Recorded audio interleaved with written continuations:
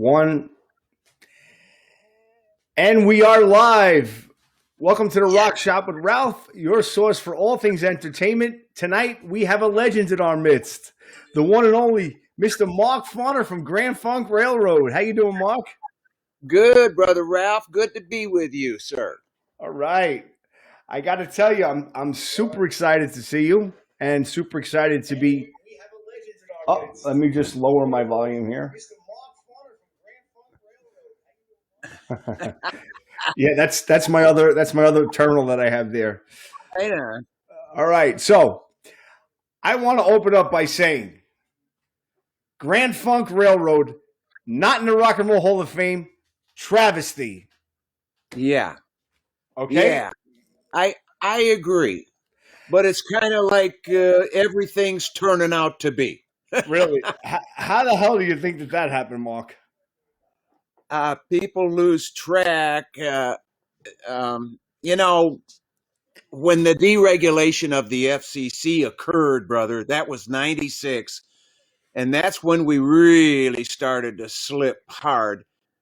Prior to 96, you had the 777 rule. You could own 7 a.m., 7 FM, 7 television stations that kept it in the hands of U.S. families, moms and dads, grandpas and grandmas, patriot families with a heart. And they had a moral conscience over what our children saw and heard. And until 96, that was there. But after 96, the moral conscience in who's running the show, they don't have one. The people that run this now, it's the sicker it can get, the faster it can go, that better it'll be. You know what, Mark? It's crazy. It's like they have rap groups in there, and they don't have rock groups in there. How could Grand Funk Railroad not be in the Rock and Roll Hall of Fame? I mean, this is crazy, crazy. That's right. Something in the milk ain't cream, buddy. That's a good way of putting it, Mark. I mean, you cite influences, and Grand Funk Railroad is right up there. I mean, without a doubt. You ask any guitarist today who one of their favorite guitarists are and what one of their favorite bands are growing up, and they'll tell you Mark Farner and Grand Funk Railroad. Thank you, brother Ralph. Yeah, but anyway, I mean, I just wanted to get that out of there because, I mean, you can see my shirt. I'm a huge Kiss fan as well, and it took them forever to get in, which was a travesty as well. But rightfully so, Grand Funk Railroad should have been in before Kiss because you guys started in 69? 69. Yeah. I mean, and when people ask me why we're not in there, I tell them it's because we don't have that brown ring around our lips. You're not kissing ass. That's right. We don't bow to that God. Yeah. I mean, it's crazy. And by the way, we got a couple of people texting already. They're watching us from Chile. All right, my Chilean brothers. Yeah, we got our Chilean brothers there. We got Franco MV. He says, "Hi, brother Mark. I love you. Sending a lot of love from Chile." All right, man, brother Franco, my brother from Chile. Yeah, we got a hey Mark from Dawn and Randy. We got a lot of people logging on right now. I got to tell you, Mark, since I posted that you were coming on, the response has been overwhelming. I mean, I've been getting tech all day long. My phone was beep, beep. Beep. Usually it's my wife or something, and I'm like, all right, I'll just answer it. But then again, now it's been all my friends saying, "You're getting Mark Farner on your show. I can't believe it." So you're very, very well loved, Mark. Thank you for that, and thank you for all of those who've been texting Brother Ralph. God bless your souls. Yeah, and they're still coming, so we'll get on with it. But I want to go through some things with you because there's so much that I could say and so much I could ask. But I'm trying to condense it because I know you're pressed for time and we can't stay on forever. But you guys started in 69 and you were the primary songwriter and singer, which we know. You were part of the soundtrack of my life. I mean, growing up, I still remember to this day, I mean, I was born in 70, but my mom singing Bad Time. You know, she loved the doo-wop sound coming in, and she used to sing it all the time. And I could still hear her singing that song. By the way, that song was the most played song in 1975. Am I correct? Yes, it was. And I got a BMI award, a plaque that shows that my song Bad Time was played more than any other song. Didn't go to number one, brother, but it got played more than the Oh, one it did. absolutely. That song was played and played and played, still played to this day. And we're going to talk about some of the songs. Um, one thing I wanted to mention to you was Grand Funk toured with Jimi Hendrix. Right. What was that like? I mean, I never got to ask anybody that toured a question about touring with Jimi Hendrix. Well, first time I met Jimmy, we did the Fillmore East. And I got to tell you, Jethro Tull opened the show Wow. for Grand Funk at the Fillmore. And I didn't know that Jimmy was in the audience, but the show ended. I was, sweat right down into my socks. Terry Knight, the manager, is leading the way back to the dressing room, and Terry Knight never led the way any place. It seemed funny that he was up front, and I'm thinking, I wonder why he's up there. He reaches down, opens the door for me to walk in the dressing room. I turn the corner, and there's Jimmy. And he's Wow. standing there with this big grin on his face and that big hat he had. The wide brim hat.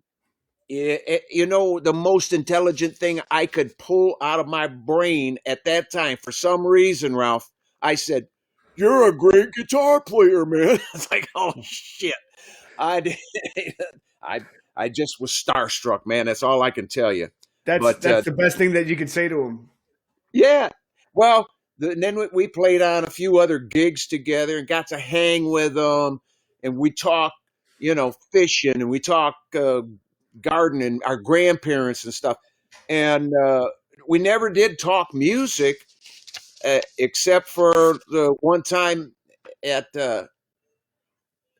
is it Statler Island there in New York? Staten Island. Staten Yeah. Island. There was that pop festival. Jimmy was supposed to close. Grand Funk had already been on, and Jimmy sent his right hand man, nicknamed Rabbit, over to get me. And so he comes into the dressing room and he says, "Hey, Mark," he says, "Jimmy would want to talk to you, man. He wants you to come on over to the dressing room."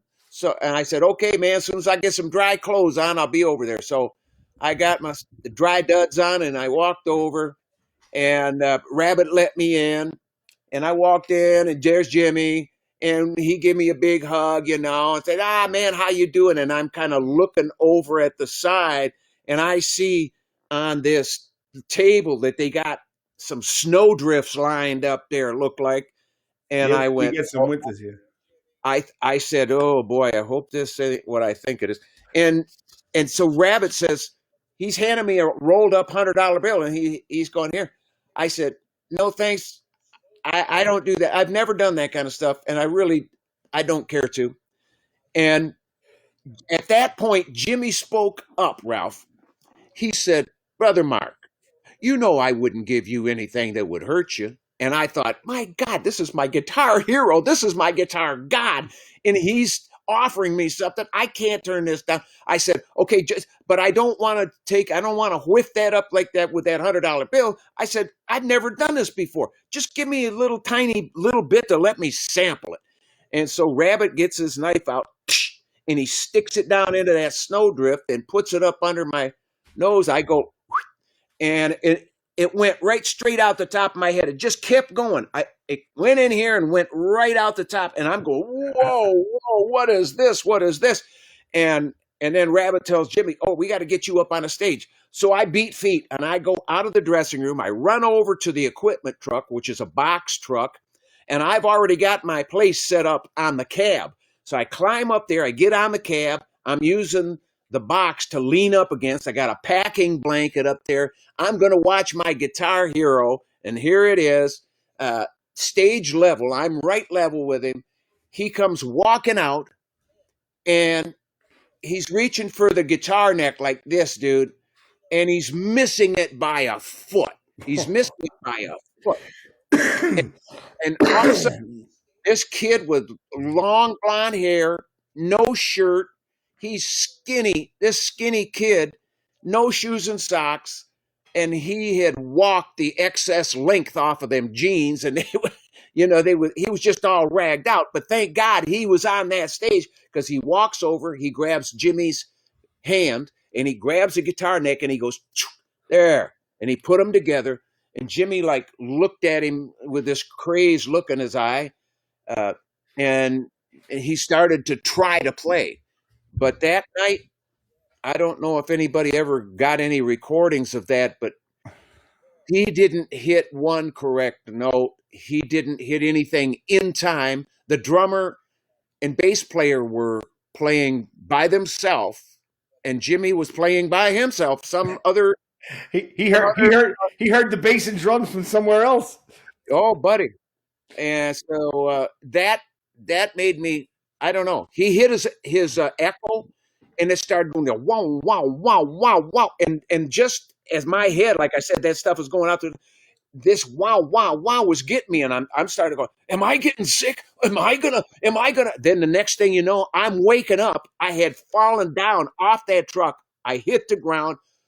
All these people they're looking down on me like, my eyes come open. There's all these faces looking at me, and I went, "Oh, I don't feel good. Get me the hell out of here."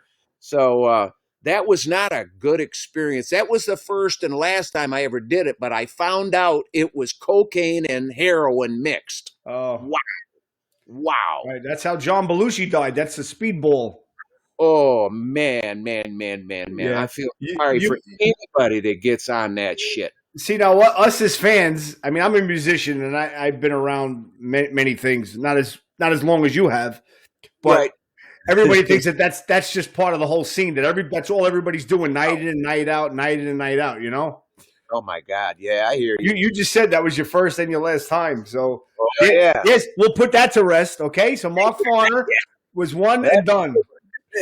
There you go. I want to talk about some of the songs, Mark. I mean, we know you were the primary songwriter, practically wrote all the songs, lead guitarist. You have a distinctive guitar sound, which is awesome. I still say to this day. See, now here's one of the misconceptions. One of the biggest hits you had was "We're an American Band," and a lot of people think that you sang it, but it wasn't you. It was Mr. Don. It was Mr. Don Brewer, the drummer. Right. Yeah, I joined on the chorus. Yes, and you played a hell of a guitar on it. Here's a question I have for you regarding that. And I've read somewhere about Sweet Connie. They said that she was real, and Peter Criss from Kiss said that he knew her. You know anything about that?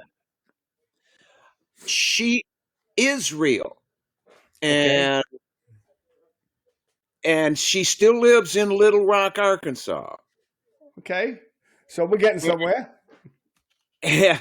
And she told, I forget what interview it was, but she told this interviewer that I was the only gentleman in rock and roll that she ever met. The only perfect gentleman that she ever met in rock and roll. And I'm going, wow. Just because I said, no thanks, honey. Because you zigged instead of zagging. Oh, buddy. Yeah, man. Anything like that, I'm too proud of my, my brain is still here, and and things that go around down there. Some of them things ain't pleasant. Oh, yeah. Right. I got friends. And just to divulge a little bit, everybody knows the song "Sweet Sweet Connie" doing her act. She had the whole show. That's a natural fact. I mean, we could put two and two together, and Mark just says that he was a true gentleman. So Connie was a real person. Peter Criss, I guess, was right saying that he knew her. So I guess Peter Criss was the zig instead of the zag. Yeah, Connie Hamsey. Yeah, that's great, Mark. Now, one of the other songs is one of your biggest hits. I'm your captain, closer to home. Okay, now me personally, I have an idea on what the song is about.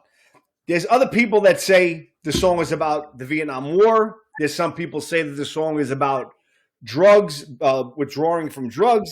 I mean, there's so many different theories. You wrote the song. What is the song about? The song is about, it's a spiritual song. I prayed to God for that after a prayer. You know, I always say now I lay me down to sleep. I pray the Lord my soul to keep. If I should die before I wake, I pray the Lord my soul to take. Go into your God bless mom, dad, all the cousins, all the aunts, all the uncles, grandpas, grandmas, everybody you could think of. Then I put a P.S. I said, P.S. God, please give me a song that would reach and touch the hearts of those you want to get to. And I got up in the middle of the night, wrote those lyrics, but I didn't know they were lyrics. I write things all the time that they turn out to be they don't rhyme. They're not even a song. But this night I happened to be rhyming, but I was in the state halfway between sleep and consciousness, and it was a pleasant place to be. And I knew better than to try to read the words after I had written them down. I just had to stay right on task and keep my mind on those words that were coming to me at the time. And I didn't look at that song. I wrote all these lyrics out. Didn't know they were lyrics at the time, but I wrote them all, put that thing down, went back to bed, woke up in the morning, and I went out, fixed my coffee, and I'm sitting there tunking on my George Washburn acoustic guitar, and I start playing, and I went, huh, that's pretty cool. That's a pretty cool lick right there. And then I hit that C inversion, and that I'm looking at my head. I'm going, what the hell? What is that there? And then I would hit it, and that chime was like magic to my ears. I said, wow, man, I'm going to have to remember that chord right there. So I'm playing that, and then it just came to me while I'm thinking about it. Hey, those words, maybe they are really the lyrics to a song, to this what I'm writing right now. And I went and got them and started playing and just went right through it, just from the top to the bottom, and played it. It felt good. I went through the changes, am I in my cabin dreaming, to do that minor thing. It just, it was written down. So that's what I did, man. But I didn't have any chords written down. I was just kind of doing it. Well, I took it to rehearsal that day, and both Don and Mel told me, they said, Farner, man, that song is a hit. And they were right. Wow. When I see, now I stand corrected, because all this time I thought the song was exactly what it was. I thought it was about a mutiny on a ship. Uh-huh. I thought that the captain was the guys who was a mutiny against the captain on the ship, and he was just wanted to get home, and he kept saying, I'm getting closer to my home, and this is good, Vitaly. I'm going to tell you something. WNEW, New York City, I'm sitting there talking. He says, man, we took a poll and we asked 100 people to define what the song Bridge Over Troubled Water by Simon and Garfunkel, what is the definition of that song? He told me, we got 100 diversely different definitions. Not any two were even was close. The same. Wow. Not even close. So, yeah. Brother, God bless you. See, your movie runs. It's different.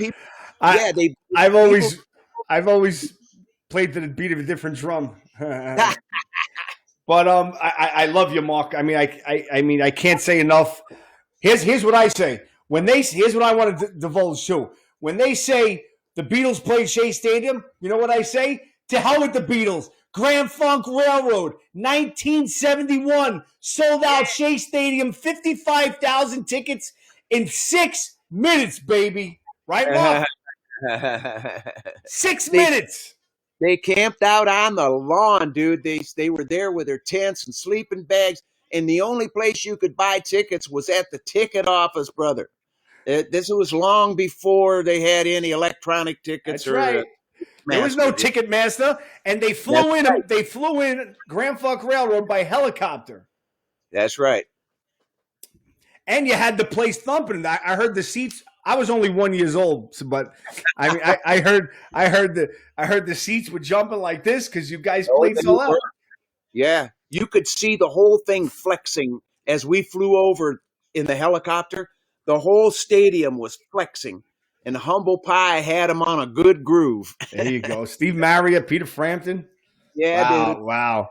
Yeah, I Yeah. mean, and if anybody wants to see the quintessential live version of "I'm Your Captain," just YouTube "I'm Your Captain," Shea Stadium, and the man right here playing that song, and you can see the crowd's reaction. And if you tell me why he should not be in the Rock and Roll Hall of Fame, give me one reason why. I want to know it, because this gentleman right in front of me deserves to be in there, just as well as the other guys should as well. The whole band should be in there. Yeah, thank you. We got questions coming in. I mean, my phone is going crazy.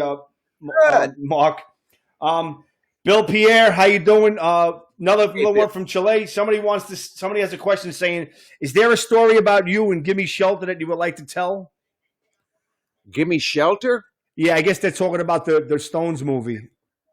The Maisels, who actually filmed Gimme Shelter, filmed Shea Stadium. Ah, The Maisel brothers. the Maisel brothers. Yeah. Somebody just texted me saying it was 72 hours to sell out. Yeah, I heard it was 71. All right, so What? That's a couple of seconds between. what are you gonna do? I stand corrected. I'm sorry. You get the idea though. But Yeah. Here now I want to embarrass myself a little bit, Mark, because I've been waiting a long time for this. All right. You ready? Come on. I don't need whole lots of money. I don't need a big fine car. I got everything that a man could want. I got more that I could ask for. See, I don't have to run around. I don't have to stay out all night. 'Cause I got me a sweet, sweet loving woman. And she knows just how to treat me right. My baby, she's all right. Well, my baby, clean out of sight. What is she, Mark? Oh, that she is some kind of wonderful. Yes, Yeah, she yeah, is. yeah. Some kind of wonderful. Yeah, yeah, yeah, yeah. All right.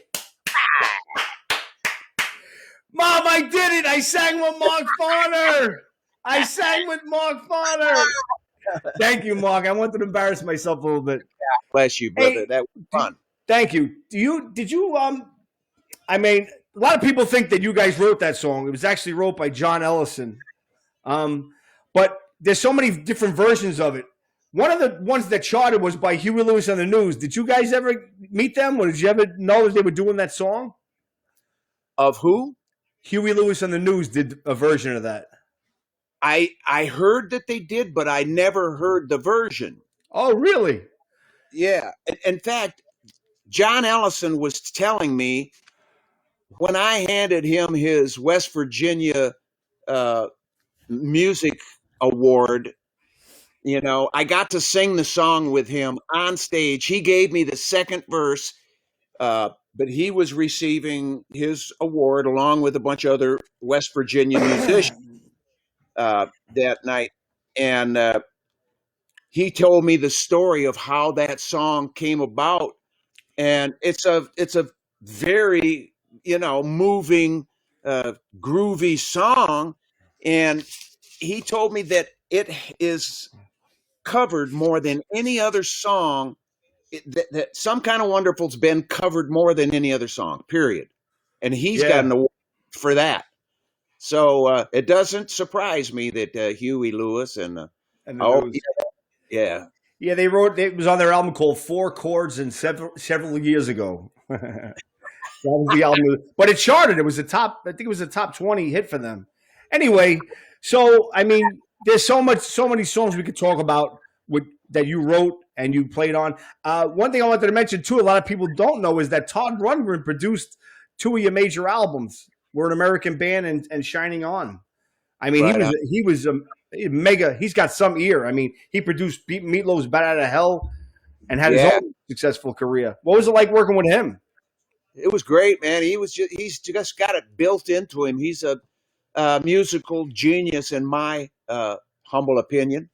And what he did was make us sound more like us. We really hadn't been satisfied completely with the guitar sound, the drum sound, the bass sound, just the way the production was on a lot of the Terry Knight stuff, even though it was simple and stuff, and people got into that. I don't take anything away from it. I just wanted the guitar to sound like it does on stage, you know. Uh, so Rundgren did that. He delivered, and he put himself into it because, like when we did American Band, I had a broken nose. I just had it broken 2 days before we had to leave. I was loading a horse in a trailer and broke my nose. The horse reared, and anyways, I was down there. I sang that whole album with a broken nose and kind of like this, but you couldn't tell when I had my mouth open singing. And Rundgren, he said, "Well, that don't matter because we're going to be at sea level, and everything's better at sea level. All this thing's going to sound wonderful."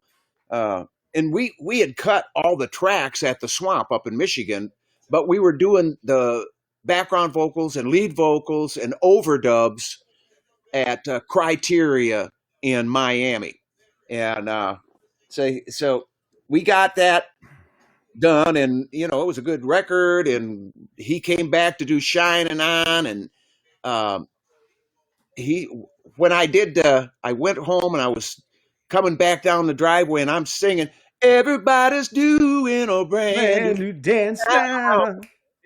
Come And on, baby, do that, the locomotion. dude, that's it. The guys in the parking lot were doing that part, and I was doing the lead. But I'm in the woods. I can't see them, but I can hear them. And I walk around the corner and I look and hear all these guys out in the parking lot. They were standing there having a smoke, and the door was open on the studio. And Rundgren comes walking out. He says, "What the hell was that? What are you guys doing?" I said, "What is that? That's Little Eva. That's the locomotion, dude." He says, "Well, get your ass in here because we're going to do the locomotion right now. We got to record that song now." Written by Carole King. Yeah, buddy. And so we went in, and Little Eva was Carole King's housekeeper. And Carol was writing this song, and she heard Little Eva in the kitchen singing it. And she told her, she says, "You have the perfect voice for this song, man. We need to get you a record deal." And, the rest is history, brother. Yeah, and for all you little kiddies out there, when you hear the song Locomotion on the radio, 99% of the time, it's this man right here. It's his version. I mean, there's been so many versions of it. I mean, Kylie Minogue, the disco version, and all that other crap. But this is Yeah. the man that did it the right way. And the one that you hear on the radio, this is the man that done it right here, Mr. Mark Thank you. Farner. Thank Mark, I'm you, going to take one more question from the people about Grand Funk, and then we're going to move on. All right. One question they want to know is, I mean, I know you get this a lot, but it's a standard question they've been asking. Why did you guys? I mean, you decided to leave the band in what, 83? I didn't decide. I never decided to leave. Well, that's the band. question. They want to know why you left or split up. That's a big question. I hope you can divulge some information on that. This is how it went down. 1976. We're at the Swamp. Mel and I and Craig Frost are waiting for Don Brewer to show up. And he was an hour and a half late, and he was never late for anything, ever. So we were kind of concerned. And actually, we were talking about calling the cop shop and see if there was any accidents, because really, this was very out of character for Don. And so we hear a car pull in, and Don walks into the studio. We're in the control room. He walks into the control room. He says, "You guys, I got to find something more stable to do with my life. I'm over it. I quit." And I looked over there, and Mel looked over and said, "You what?" And he just said, I'm over it. I quit. And he just walked out of the studio, got back in his car, and took off. That broke the band up. We got back together in '81. Mel Shocker called me, said, let's try to put the band back together. I said, well, see if Brewer's into it, and he was. So we rehearsed and got our show together and went out. And Melvin, just before we were going to leave for California to sign the deal with Warner Brothers, Mel called and says, "You guys, I'm not going." He says, "I can't fly anymore. I'm afraid to fly in airplanes. I'm over that." And we went, "What? Man, we got to leave like a day after tomorrow." So Don and I went out. We took Dennis Bellinger from Flint, Michigan, an old friend of mine, good friend of mine, Vietnam veteran, and he was our bass player. We were out for 2 years with him, and then our manager, Andy Cavalieri, died when I was over in Hong Kong. And man, I immediately had to get home, and we tried to get all of our business from the executor of his estate, and so that the band could go on. This executor wouldn't give us squat, not one little thing, and we couldn't figure out why. So the band just broke up at that point, and we nixed it until '96 when Mel was ready to go back, do it again, and we talked to Brewer. He said, "Yeah, let's go do it." I agreed to go do 2 years with these guys. I said, because I've been doing my solo show for 20 years. And I said, I'll do this for 2 years, just nothing but Grand Funk. I said, but I'm going to do my other songs in my set, in my Mark Farner set. After 2 years, I'll go. They said, okay, so um, we were out there 3 years because the first year with Punch Andrews, it's Bob Seger's manager, he only had like 14 dates for the whole summer for us, and so we didn't really count that as a year. So I was out until '98, last part of '98, when Don Brewer came over to my hotel room and told me that we all needed to sign the ownership of the trademark, our individual ownership of the trademark, into the corporation where it would have some kind of protection, a protective umbrella, he said. And I didn't finish high school, and Don had gone to law school. I figured he was looking out for the best interests of the band and what have you. I didn't know that I was getting screwed until the phone call came, and that I figured it out in about 3 words. Right. Which you just won a couple of weeks ago.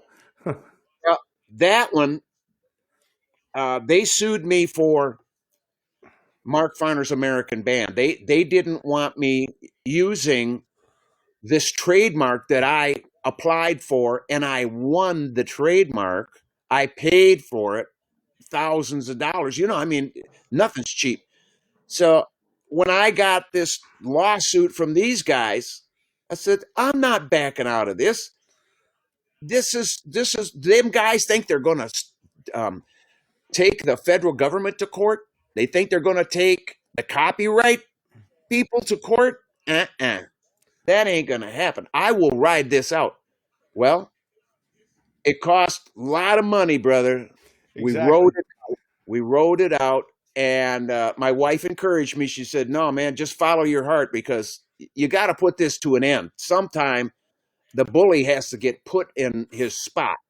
And they did. They got put in their spot, and I own and I operate under Mark Farner's American Band. There's nothing they can do about it except be, the way it is. Right. I want to get back together with those two guys and play before we all kick the bucket. While we're still all three of us sucking air, we need to come back out and play for the Grand Funk fans and bury the hatchet. We don't have to even be friendly to each other. I mean, look at ZZ Top. They come in 3 different buses.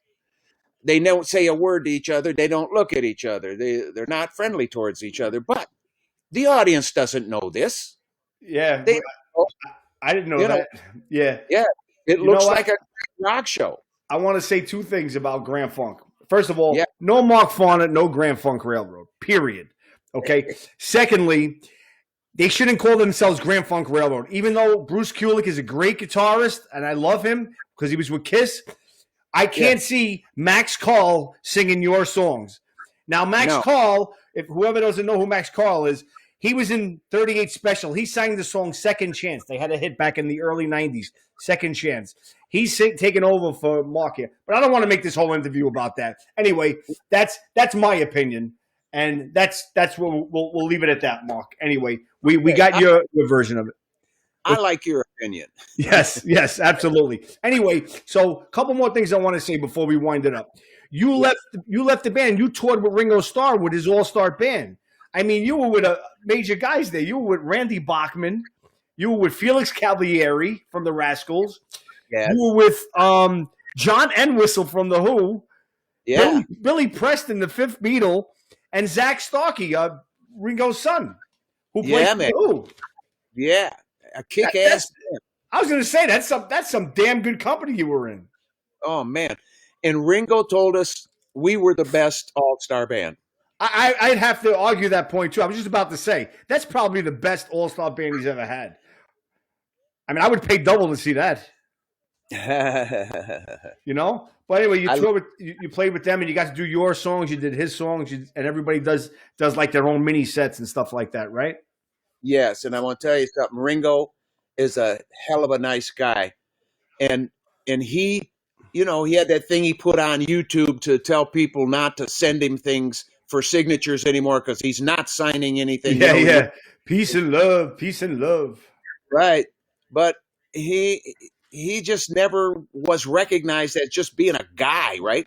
But at some point in your life, you need to confess it. But when we went to Japan and we're sitting there in Tokyo, and Ringo's sitting in the middle of this table, and the table goes down the stage like this, and the band is down both sides. It looked like the Last Supper with Ringo in the Lord's spot, And this gal comes up to me and she said, I would like to ask Mr. Farner a question. So I stand up at the table. I said, yes, dear. And she said, I want to know, what is it like playing with Beatle? And I said, well, let me tell you something, honey. Ringo puts his pants on one leg at a time, just like all the other men.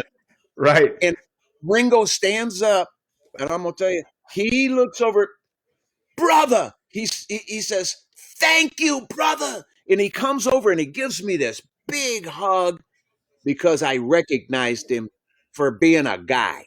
And a regular guy. Toilet paper sticks to his shoes just like everybody else's. Yeah, brother. I got to acknowledge John Fiore is watching. Hey, John, hey, boy, how you doing? Hey, John Fiore. Yeah, he's an actor from The Sopranos. He was on my show. I just want to acknowledge him. I believe he's a big Grand Funk Railroad fan. He's a big musical fan. His son's a great guitarist. Here's something I want to ask you before we talk about your DVD. Did you know The Simpsons are going to use you on that episode where Homer says, you don't know anything about the wild shirtless antics of Mr. Mark Farner, the bone-rattling bass of Mr. Mel Shocker, or the competent drumming of Mr. Don Brewer? You got the voice. Wow. Ralphie. How'd you like that? Hey, I'm Mr. Burns, blah, blah, blah. Did you know they were going to use it? I had no idea, but we played at Pine Knob in Detroit. It's a big amphitheater. And before our show, they ran that bit on the big screen up above the stage. That was the first time I saw it or even heard about it. And then I'm thinking, are you kidding me? Simpsons? Yeah, you made it when you're on The Simpsons. Bart Simpson said, favorite band? Oh, my God. Yeah, Homer Simpson. Yeah, what do you think I said? I thought you said Bart. Whatever. Listen, you're the legend. I'm not going to argue with you, Mark. You're the legend. Yeah. Anyway. I do make mistakes, so I do every once in a while. Here's something I want to mention before we mention the DVD. I know, because, Mark, I'm sorry. I got so much stuff I wanted to ask you, and I know we're pressed for time. But it's okay. Here's something I came across which brought me to tears. I want to talk about a song that you did called If I Had the Time, I Could Change the World with Mr. Dick Wagner, who I idolize as well, because a lot of people, they know Dick, but they don't know Dick. Dick Wagner Yeah. just recently passed away a couple of years back. He was like the fifth member of Kiss. A lot of people don't know this. He did a lot of Ace's solos. He played a lot of guitar on the Destroyer album. He also recorded and wrote songs with Alice Cooper. He was Yeah. a major session musician throughout the 70s. Anyway, Abs- they did this. They did this for St. Jude's Children's Hospital, and they donated the profits from this song to St. Jude's. Now, this song is. Let me tell you the cast of musicians that are on this song. You had Mark Farner. You had Lee Sklar, who plays bass for Phil Collins. You know him. He's a bass player with a long beard. You had Danny Seraphine from Chicago. Elliot Easton from The Cars. Jennifer Batten from Michael Jackson. And you had Dick Wagner. And a lot of other people. Those are just some names that I'm throwing at you. But what a great song, Mark. It was so moving. And I just want to tell you, I really applaud you for doing that and helping out St. Jude's Hospital. Well, I appreciate you saying that, and it was my pleasure and my fulfillment of my heart, because I always like to help. I've always reached out to people and tried to use what little power I got to make it life a little better for them, and to do that for these kids, man. I'm telling you what, it's very fulfilling. Yes, it's like a passion. I understand. Like me, everybody has to have a passion. You have to have something fulfilling yourself in life, and to do that, and to help out the little kids who can't help themselves. I mean, I applaud you. Thank you so much. For anybody that wants to know, the song is called. Just go on YouTube. If I had the time, I could change the world. It's Mark Farner is on there. Just put that in the search box. It brings you right to the song, and anything you donate, it goes to St. Jude's Children's Hospital. Yeah, God bless y'all. Thank you. Yes. So, Mark, lastly, you got a DVD coming out. I can't believe we have people from Chile. I mean, I can believe, but I'm just saying now, this goes to show you the scope of the legend of Mark Farner on my show, of all things. You have a DVD coming out April 6th, I believe it is? Yes, April 6th. Live from Chile. Yeah, from Chile with Love. From Chile with Love. Yes. Yeah, Mark Farner's American Band, From Chile with Love. 16 performance tracks, 2 bonus videos, 5 bonus songs for $14.99. Such a deal. And $3 from every DVD, not just the ones that are pre-ordered, but $3 for every DVD to Veterans Support Foundation. And we support Veterans Support Foundation because it is of veterans, by veterans, for veterans. No BS, no horsey poo-poo red tape government BS. It's just they get the job done. And Keith King is a man of heart. I've been dealing with these guys and working with them over the years, and they are solid. They have never let anybody down. And just for us to be able to give like this, I thank all of those people who have pre-ordered this DVD and anyone who buys this DVD for helping us. If it wasn't for you buying it, we wouldn't be able to give like this to this worthwhile organization that is of our brothers and sisters, for our brothers and sisters. Absolutely. Yeah, man. And they risk their safety to ensure ours. What more could we do? We try to help them out, and it's a good organization. They're here to stay. Veterans support. And here's another thing I was going to say. You always acknowledge the servicemen at your shows. You always acknowledge that. You're one of the true patriotic rock stars. I can say that. I've watched you many, many times, and you always bring up the service. Oh, and another thing. Your mom, I read, was one of the first female welders in World War II, correct? She was the first woman to weld on Sherman tanks at Fisher Body in Flint, Michigan. There you go. See that? Yes. Talk about red, white, and blue. Yeah, but yeah. Wow. I'm going to take one more question, Mark, if that's okay with you from the fans, and then we're going to wrap it up. We got Nancy Pinchera. She wants to know, if you could change anything about the industry, what would it be? With love from Chile. Another one from Chile. I would put the radio and television stations back in the hands of patriotic U.S. families where it was before the deregulation under the Clintons in 1996. We, the people, got screwed. Before this deregulation, we had community. We had the jocks in our town kept us informed. And when we'd call in to ask them to play a record, they knew our first name just by the listening to our voice. They recognized our voices. That's how tight we were then. The community is still here. There's nobody bringing us together. There's a lot of rockers, but there's nobody bringing it like it was before this deregulation. So we need to re-regulate and put it back in the hands of people who are honest and moms and dads, grandpas and grandpas who have a moral conscience over what our children see and hear. I agree, Mark.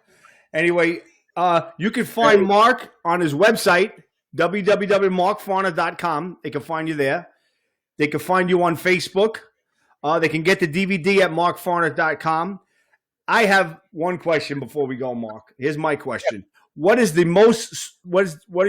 song you're most proudest of that you wrote in your lifetime? I'm Your Captain, Closer to Home. All right, Mark. Thank you so much, because that's my favorite Mark Farner song. Thank you. Appreciate it. Anyway, I want to thank our guest, Mr. Mark Farner, the legend. He's made my year for coming on my show, and I'm talking face to face. I can't believe all the people that are still texting me and calling me. But Mark, you made this old boy happy. Thank you very much. And the fans appreciate you. We love you, and we wish you continued success, health, and happiness. Thank you, Brother Ralph. Love you too, buddy. Yes. And all the fans that are on here tonight, God bless you all. Stay true to your heart. Emancipate yourself. Set yourself free, because you're the only one that can do it. You heard that from Mr. Mark Farner, everybody. Take care, and we'll see you. We'll see you guys in a couple of days. But thank you, Mark, for spending some. See, you got me stuttering now, Mark. I can't believe I'm talking to you. Anyway, thank you so much, Mark. I appreciate it. God bless you.